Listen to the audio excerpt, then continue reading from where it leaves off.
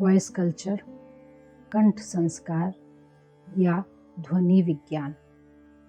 Voice culture is a science that deals with various process of cultivating of human voice to suit musical requirement। अर्थात संगीत की विभिन्न प्रक्रियाएं बताने वाला विज्ञान ध्वनि विज्ञान है। भारतीय शास्त्रीय संगीत एक कठिन व साधनात्मक कला है। वर्षों तक योग्य गुरु के निर्देशन व कठोर परिश्रम के पश्चात ही साधक उसमें सफलता अर्जित कर सकता है।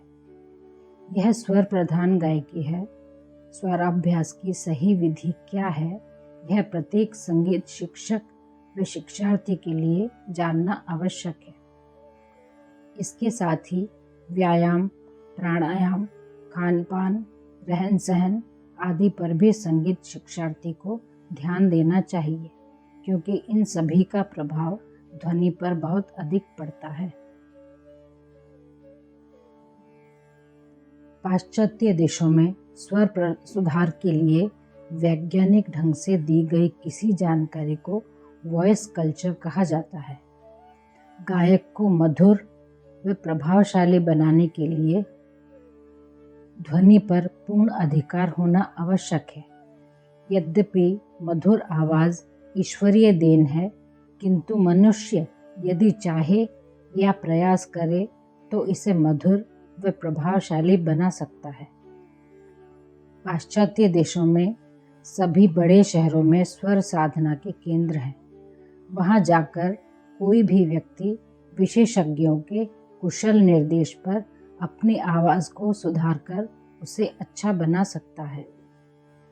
भारत में प्राचीन काल से कंठ संगीत को प्रधान माना गया है, क्योंकि मानव ध्वनि सभी वाद्यों की अपेक्षा मनुष्य के मन के भावों को अच्छे प्रकार से व्यक्त करती है।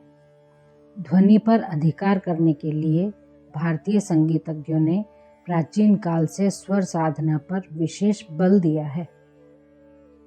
वैज्ञानिक ढंग से निर्माण। वैज्ञानिक ढंग से निर्मित आवाज़ सभी गान पद्धतियों के लिए आवश्यक है। स्वराभ्यास विधि के समुचित ज्ञान के लिए ध्वनि विज्ञान, देह विज्ञान और मनोविज्ञान संबंधी जानकारी अपेक्षित है। संगीत में प्रयुक्त ध्वनि कैसे स्पष्ट व सुंदर हो, उसके लिए किन किन बातों व स्थितियों का ध्यान रखा जाए, ध्वनि से संबंधित इन सभी बातों का ज्ञान ध्वनि विज्ञान द्वारा ही मिल सकता है। ध्वनि की उत्पत्ति में शरीर के जिन अवयवों का प्रयोग होता है, उसके विषय में भी प्रारंभिक जानकारी आवश्यक है, क्योंकि किसी भी कारण से कोई ध्वनि उत्पादक अवयव ठीक से कार्य नहीं कर रहा हो तो विभिन्न प्रकार के व्यायाम, औषधियाँ, शल्य चिकित्सा के द्वारा उसे ठीक किया जा सकता है। मनोविज्ञान की जानकारी भी मधुर व सधे हुए स्वर की उत्पत्ति के लिए आवश्यक है, क्योंकि ध्वनि का मानव स्वभाव से गहरा संबंध है। गायक यदि क्रोधी स्वभाव का होगा, चिड़चिड़ा होगा, तनावग्रस्त होगा, निश्चित रूप से इस सब का प्रभाव उसकी आवाज़ पर होगा। मानव मन में जैसे भाव होंगे, उन्हीं के अनुरूप उसका स्वर होगा। यदि मन में बहुत ही करुण भाव होंगे तो गला भर जाएगा, आवाज़ अवरुद्ध हो जाएगी। भय की अवस्था में जीभ भारी होकर पीछे हो जाएगी, जिससे आवाज़ का स्वर प्रायः कर्कश हो जाता है। स्वभाव जितना मधुर, सरल व कोमल होगा, उसका स्वर भी उतना ही मधुर, कोमल होगा। ये सारे ही मनोविज्ञान के विषय हैं। इन बिंदुओं के साथ साथ संगीत का कल्पना, रुचि, चिंतन, स्मृति, ध्यान आदि से भी गहरा संबंध है। ये सभी मन के कार्य हैं।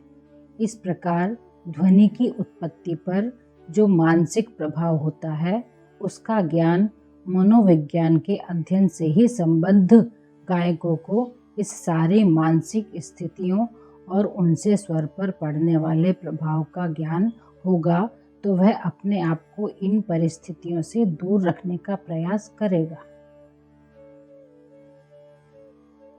मानव के कान, मुंह दोनों महत्वपूर्ण अंग हैं। ध्वनि को विशिष्ट स्वरूप प्रदान करने वाले अवयव मुंह हैं। इसके अतिरिक्त ध्वनि को ओज व गहराई प्रदान करने में श्वास नलिका और फेफड़ों का भी महत्वपूर्ण योगदान है। श्वास को नियंत्रित रखने हेतु हमारे पेट व फेफड़ों के बीच स्नायु पटल एवं पसलियाँ तथा हमारा कंधा, गर्दन आदि भी ध्वनि के उत्पादन में सहयोग करते हैं। भारतीय शास्त्रीय संगीत में विभिन्न गान शैलियाँ जैसे ध्रुवपद, धमार, ख्याल, ठुमरी, टप्पा आदि ध्रुपद गायकी के लिए भारी आवाज़, टप्पा के लिए अधिक बारीक आवाज़, इन शैलियों की स्वराभ्यास की विधियाँ भी अलग अलग हैं। संगीत शिक्षार्थी को अपने गले के अनुरूप ही इन शैलियों का चयन करना चाहिए और स्वराभ्यास करना चाहिए। स्वराभ्यास शिक्षण विधि बच्चे, युवा, पुरुष व स्त्री के लिए भिन्न भिन्न हैं।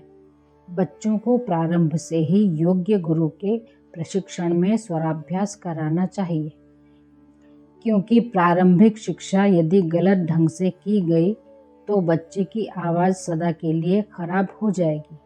बच्चों को शिक्षा देने के लिए महिला शिक्षक ही उपयुक्त होती है, क्योंकि उसकी व बच्चों की ध्वनि में समानता होगी। संगीत अनुकरणात्मक कला है, इसलिए यदि पुरुष अध्यापक गाना सिखाएगा तो उसके अनुकरण से तारता विभेद के कारण बच्चे की ध्वनि पर कुप्रभाव पड़ेगा। बच्चों को शक्ति से गाने के लिए बाध्य नहीं करना चाहिए, क्योंकि उनका स्वर यंत्र छोटा होने के कारण आवाज़ ऊंची होगी। उनको यदि अधिक शक्ति से गाने को बाध्य किया जाए तो उनके कोमल स्वर की मांसपेशियों पर जोर पड़ेगा व ध्वनि की किस्म खराब होने की संभावना होगी। उनको बहुत ऊंची व बहुत नीचे स्वर में गाने के लिए भी विवश नहीं करना चाहिए। बच्चे की उम्र बढ़ने के साथ साथ ध्वनि का विस्तार भी बढ़ाना चाहिए। प्रायः 6 वर्ष की आयु के लिए ध्वनि विस्तार केवल 1 सप्तक तक होना चाहिए तथा 8 वर्ष की आयु में 1.5 सप्तक तक होना चाहिए। इस प्रकार बच्चे की आयु सीमा को ध्यान में रखते हुए उन्हें स्वराभ्यास कराना चाहिए। बच्चों को जो गाने सिखाए जाएं वो सीमित विस्तार क्षेत्र और तेज लय वाले होने चाहिए। बच्चा जब बाल्यावस्था से युवावस्था में प्रवेश करता है तो लगभग 13 से 15 वर्ष की आयु ऐसी होती है जिसे तरुणावस्था कहा जाता है। इस समय उसके स्वर यंत्र व स्वर तंत्रियाँ भी विकसित होती हैं और उसकी आवाज़ भारी व फटी फटी सी लगती है। ऐसे समय में अधिक स्वराभ्यास नहीं कराना चाहिए, वरना आवाज़ हमेशा के लिए खराब हो जाएगी। यह स्थिति 1-2 वर्षों में पुनः ठीक हो जाती है। अब स्वर पुनः निर्धारित करके धीरे धीरे उसका स्वराभ्यास बढ़ाना चाहिए। इस समय उसका आधार स्वर, स्वर यंत्र व स्वर तंत्रियों के विकसित होने के कारण पहले कुछ नीचा हो जाएगा। इस परिवर्तन से भयग्रस्त या चिंतित नहीं होना चाहिए, क्योंकि यह तो एक स्वाभाविक परिवर्तन है। अच्छी ध्वनि उत्पन्न करने के लिए श्वास प्रक्रिया पर नियंत्रण आवश्यक है। इसके लिए नियमित रूप से प्राणायाम, व्यायाम करना चाहिए। मांसपेशियों को ढीला रखते हुए लंबी श्वास खींचकर उसे सीने में रोकना चाहिए, फिर उसे धीरे धीरे समान रूप से बाहर निकालने का अभ्यास करना चाहिए। श्वास की निर्बाध गति के लिए गायक को अपनी बैठक पर पूरा ध्यान देना चाहिए। गाते समय शरीर को ढीला रखना चाहिए। सिर को न तो अधिक ऊपर की ओर न ही अधिक नीचे की ओर रखना चाहिए। रीढ़ की हड्डी को सीधा रखना उपयोगी होता है। इससे श्वास क्रिया पर पूर्ण नियंत्रण बना रहता है। मंत्र साधना। भारतीय संगीत में ध्वनि पर अधिकार करने तथा गायन को मधुर व प्रभावशाली बनाने के लिए मंद्र साधना पर विशेष बल दिया गया है। मंद्र साधना से आवाज़ में गंभीरता, स्थिरता उत्पन्न होती है। अपने मध्य षड्ज से मंद्र में नीचे से नीचे जहाँ तक आवाज़ जा सके वहाँ कंठ स्थिर करके उस स्वर का लंबे समय तक उच्चारण करना चाहिए। मंद्र साधना के लिए मंद्र षड्ज पर ठहरकर उच्चारण करें तो श्रेष्ठ होता है। यह साधना 15 से 30 मिनट तक होनी चाहिए तथा इसमें अकार, आकार, ईकार, ओमकार आदि स्वरों से मंद्र षड्ज का उच्चारण करना चाहिए। इस प्रकार के उच्चारण से आवाज़ सध जाती है तथा मस्तिष्क, फेफड़े, श्वास नली के कई विकार भी नष्ट हो जाते हैं। इसके बाद 5 से 10 मिनट तक मंद्र ऋषभ पर रियाज किया जाए और इसी क्रम से ग म प ध नि की साधना करते हुए मध्य षड्ज तक पहुंचना चाहिए। उपरोक्त साधना के बाद भिन्न भिन्न रागों में विभिन्न लयबद्ध अलंकारों का अभ्यास करना चाहिए। आरंभ में अभ्यास के लिए यमन, बिलावल, भैरव, भैरवी, तोड़ी जैसे संपूर्ण जाति के रागों का चयन करना चाहिए।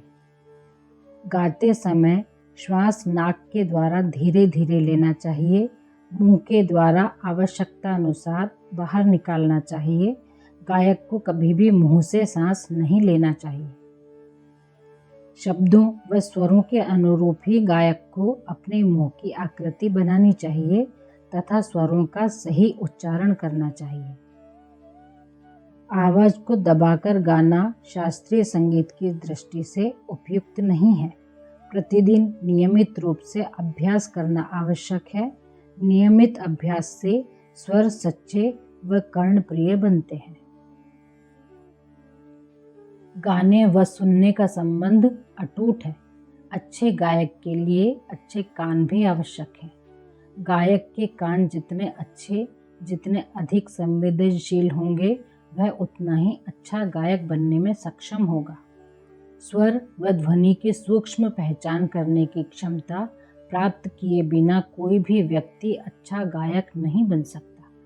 इसके लिए एकांत में बैठकर ध्यान से सूक्ष्म ध्वनि को सुनकर उनका विश्लेषण करने का प्रयास करना चाहिए। स्वर की मधुरता बनाए रखने के लिए आहार पर भी विशेष ध्यान देने की आवश्यकता है। इसके लिए हमारे यहाँ सात्विक आहार को ही श्रेष्ठ माना गया है। ताज़ा फल, सब्जियाँ, दूध, दही, शुद्ध घी, बादाम, काली मिर्च, लौंग आदि का सेवन करना चाहिए।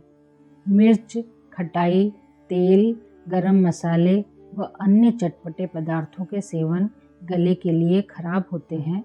मांस आदि भी मानव प्रकृति को तामसिक बनाते हैं। शराब, सिगरेट से भी दूर रहना चाहिए। इससे फेफड़ों पर बुरा असर पड़ता है। गायक के लिए पर्याप्त स्वराभ्यास के साथ साथ ही पूर्ण विश्राम भी जरूरी है। रात भर जागने व स्वर यंत्र की मांसपेशियों से अधिक कार्य लेकर उनमें थकान आ जाती है, जिससे आवाज़ स्थिर नहीं रह पाती। स्वराभ्यास में प्राणायाम के साथ ही नियमित रूप से शारीरिक व्यायाम भी आवश्यक है।